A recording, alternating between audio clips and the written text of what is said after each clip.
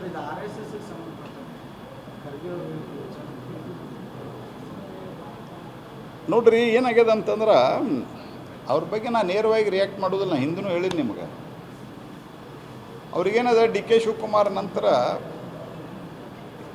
ನಾನಾ ಮುಖ್ಯಮಂತ್ರಿ ಆಗ್ಬೇಕು ಅಂಥೇಳಿ ಯಾರು RSS ಜಾಸ್ತಿ ಬೈತಾರೆ ಅವ್ರಿಗೆ ಮುಖ್ಯಮಂತ್ರಿ ಮಾಡ್ತಾರೆ ಅನ್ನೋ ಭ್ರಮೆ ಒಳಗೆ ಈ ಹಳೆ ಟೇಪ್ ರೆಕಾರ್ಡ್ ಕೆಟ್ಟಾಗ ಇದು ಗ್ರಾಮೋಫೋನ್ ಕೆಟ್ಟಾಗ ಆಗ್ತಿತ್ತಲ್ಲ.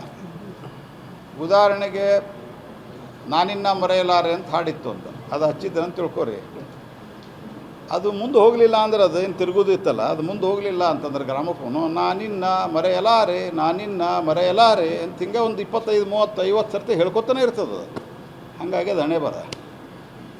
ಮತ್ತು ರಿಜಿಸ್ಟ್ರೇಷನ್ನು ಇದು ಎಲ್ಲ ಇದು ಸಂಘದವರು ಆಲ್ರೆಡಿ ಪ್ರಮುಖರು ಇದಕ್ಕೆ ಉತ್ತರ ಕೊಟ್ಟಾರ. ಅದಕ್ಕೇನು ಉತ್ತರ ಕೊಡುವ ಅಂದರೆ ಪಬ್ಲಿಕ್ ಪರ್ಸೆಪ್ಷನಿಗೆ ಒಮ್ಮೆ ಉತ್ತರ ಕೊಟ್ಟಾರ. ಮುಂದೇನೋ ಅದಕ್ಕೆ ಉತ್ತರ ಕೊಡೋ ಅವಶ್ಯಕತೆಯೂ ಇಲ್ಲ, ಅವ್ರಿಗೆ ಕೇಳೋ ಅಧಿಕಾರನೂ ಇಲ್ಲ. ಹೀಗಾಗಿ ಅದ್ರ ಬಗ್ಗೆ ಚರ್ಚೆ ಇದೊಂದು ಅಪ್ರಸ್ತುತ. ಸುಮ್ಮನೆ ಇದೇನಂದ್ರೆ ನಿಮ್ಮದು ಮೀಡಿಯಾ ಸ್ಪೇಸು ತೊಗೊಳ್ಳಿಕ್ಕೆ ಒಂದಿರುವಂಥ ಒಂದು ಇದೆ ಪ್ರಯತ್ನ ಇದೆ. ನಾವು ಏನು ಮಾಡ್ತೀವಿ, ನಿಮ್ಮ ಒತ್ತಡಕ್ಕೆ ನಾವು ಉತ್ತರ ಹೇಳ್ತೀವಿ. ಅದನ್ನು ಒಂದು ಇವರಿಗೆ ತಿರುಗೇಟು ಅಂತ ಬರ್ತದೆ. ಆ ತಿರುಗೇಟ್ ನಾ ಏನು ಕೊಡ್ತಾ ಇಲ್ಲ.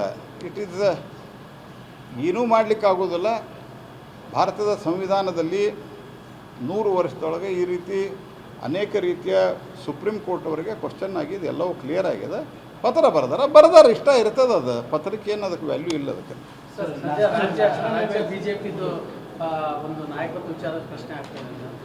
ತಾವು ಕೂಡ ರಾಜ್ಯಾಧ್ಯಕ್ಷರ ರೇಸ್ನಲ್ಲಿ ಇದೀರಿ ಅಂತ ಮಾತುಗಳು ಕೇಳ್ಬರ್ತಾ ಇದ್ದಾರೆ.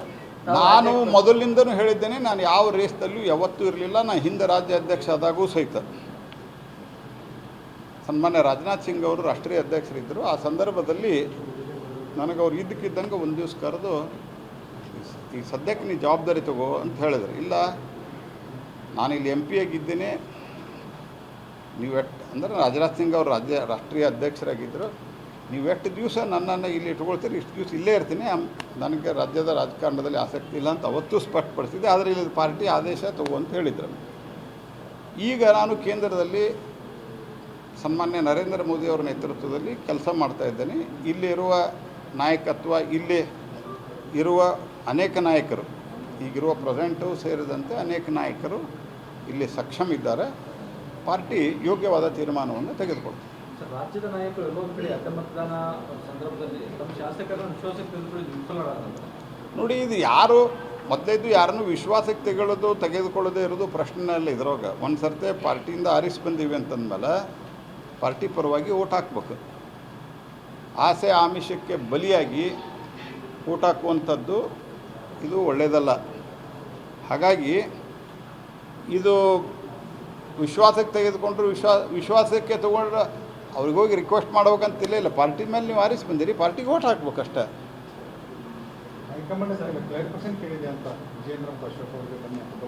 ಅಲ್ಲ, ಅದು ಪತ್ರಿಕೆ ಒಳಗೆ ರಿಪೋರ್ಟ್ ಆಗಿದೆ. ಅದು ವಿಜೇಂದ್ರ ಅವರು ಬರ್ತಾ ಇದ್ದಾರೆ. ಅವರು ನನಗೂ ಫೋನ್ ಮಾಡಿ ಅವರು ಮತ್ತು ಅಶೋಕ್ ಅವರು ಇಬ್ಬರು ಹೇಳಿದ್ದಾರೆ, 22ನೇ ತಾರೀಕು ನಾವು ಬರ್ತಾ ಇದ್ದೀವಿ, ಅಲ್ಲಿ ರಾಷ್ಟ್ರೀಯ ಅಧ್ಯಕ್ಷರು ಸಮಯ ಕೊಟ್ಟಿದ್ದಾರೆ ಅಂತ ಹೇಳಿದ್ದಾರೆ.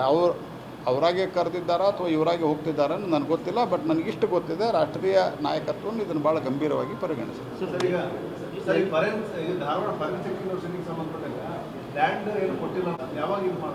ಈ ಕನ್ಸ್ಟ್ರಕ್ಷನ್ ಟೆಂಡರ್ ಕರೆದಾರ. ಅದನ್ನು I think tender has been called. ಅದ್ರೊಳಗೆ ಭಾಳಷ್ಟು ಕಾಂಪ್ಲಿಕೇಶನ್ ಇತ್ತು. ಲ್ಯಾಂಡ್ ಅಲಾಟ್ ಆಗಿ ಅದಕ್ಕೆ ಸಂಬಂಧಿಸಿದಂಥ ಕ್ಲಿಯರೆನ್ಸ್ ಅದು ಬರಲಿಕ್ಕೆ ಭಾಳ ಲೇಟಾಗಿತ್ತು. ಈಗ ಟೆಂಡರ್ ಕರೆದಿದ್ದಾರೆ. ಅದರ ಡೀಟೇಲ್ಸ್ ಏನಾದರೂ ಇದ್ದರೆ ಅಲ್ಲ, ಅವ್ರಿಗೆ ಗೊತ್ತಿರೋದಿಲ್ಲ. ಅದು ಅವಾಗ ನಮ್ಮ ಲೇಟೆಸ್ಟ್ ಪೊಸಿಷನ್ ಏನು ಇವತ್ತೇ ಬೆಳಿಗ್ಗೆ ಬಂದಿದ್ದೆ ನಾನು. ಹೀಗಾಗಿ ನನಗೆ ಗೊತ್ತಿರೋ ಮಟ್ಟಿಗೆ ಹಿಂದಕ್ಕೊಂದು ಸರ್ತಿ ನನಗೆ ಅವ್ರು ಭೇಟಿ ಆದಾಗ ಟೆಂಡರ್ ಕರೆದೆ. ಫೋರೆನ್ಸಿಕ್ಕದ್ದು ಟೆಂಡರ್ ಆಗ್ಯದಲ್ಲ, ಟೆಂಡರ್ ಫೈನಲೈಸ್ ಆಗ್ಯದ. ಈಗ ಕರೀತಾರೆ. ಈಗ ಭಾಳಷ್ಟು ಅದ್ರೊಳಗೆ ಬಿಡ್ ಕರೆದಿದ್ದಾರೆ. ಅದ್ರೊಳಗೆ ಬಿಡ್ ಓಪನ್ ಮಾಡಿ ಫೈನಲ್ ಮಾಡ್ಬೇಕು. ಭಾಳ ಸರ್ತೆ ಇದ್ರೊಳಗೆ ಭಾಳಷ್ಟು ಆ ಕಡೆ ಈ ಕಡೆ ಕ್ಲಿಯರ್ ಆಗೋದ್ರಾಗ ಭಾಳ ಸಮಸ್ಯೆ ಇರ್ತದೆ. ಏನಾಗ್ತದೆ, ನಾ ಏನಾರು ಹೇಳಿದ ಕೂಡ ರಾಜ್ಯ ಸರ್ಕಾರ ಯಾಕಂದ್ರೆ ನಮಗೆ ಕೆಲಸ ಮಾಡಿ ಮುಗಿಸೋದದ. ಹಿಂಗಾಗಿ ನಾನು ಯಾವುದೂ ಅದು ಕಾಮೆಂಟ್ ಮಾಡೋದಿಲ್ಲ. ಭಾಳ ಲೇಟ್ ಆಗ್ತದೆ ನಮ್ಗೆ ಲ್ಯಾಂಡ್ ಸಿಗೋದು. ಇಲ್ಲ, ನ್ಯಾಷನಲ್ ಹೈವೇ ಸ್ವಲ್ಪ ನಿರೀಕ್ಷೆಗಿಂತ ಸ್ಲೋ ನಡೆದದ. ಆದರೆ ಅದಕ್ಕಿಂತ ಮೊದಲು ಅಲ್ಲಿಯೂ ಲ್ಯಾಂಡ್ ಎಕ್ವಿಷನ್ ಸಮಸ್ಯೆ ಇತ್ತು. ಈ ಕಂಪ್ಲೀಟ್ ಲ್ಯಾಂಡ್ ಎಕ್ವಿಷನ್ ಆಗಿದೆ. ಭಾಳಷ್ಟು ಅದನ್ನು ನಮ್ಮ ಆಫೀಸ್ನಿಂದ ನಾನು ಫಾಲೋ ಅಪ್ ಮಾಡ್ತಾಯಿದ್ದೇನೆ.